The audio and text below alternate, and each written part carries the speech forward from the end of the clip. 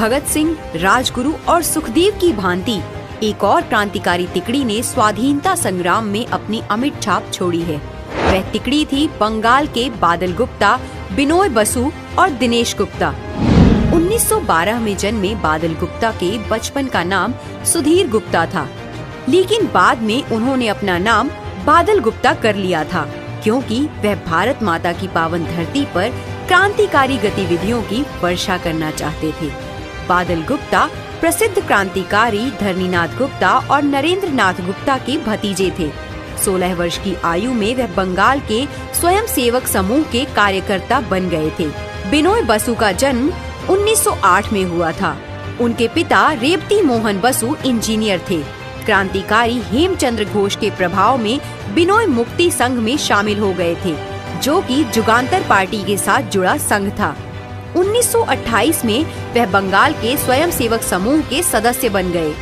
1911 में जन्मे दिनेश गुप्ता भी बंगाल स्वयं सेवक समूह के सक्रिय सदस्य थे।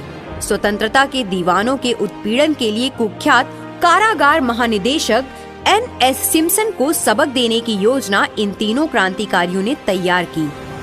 8 दिसंबर 1930 को तीनों क्रांतिकारी मित्र यूरोपियन पोशाक पहनकर कोलकाता स्थित डलहौजी स्क्वायर्स की राइटर्स बिल्डिंग में घुस गए और सिम्पसन की गोली मारकर हत्या कर दी।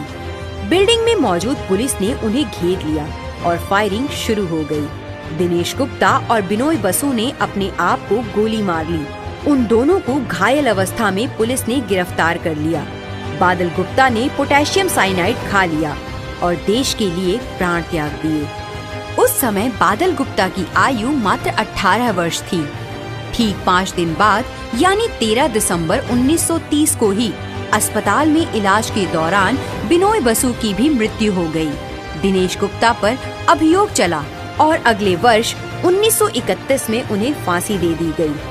8 दिसंबर और 13 दिसंबर 1930 को भारत ने अपने 2 होनहार सपूत खो दिए थे। समस्त IMC परिवार उनको भावभीनी श्रद्धांजलि अर्पित करता है। Good IMC।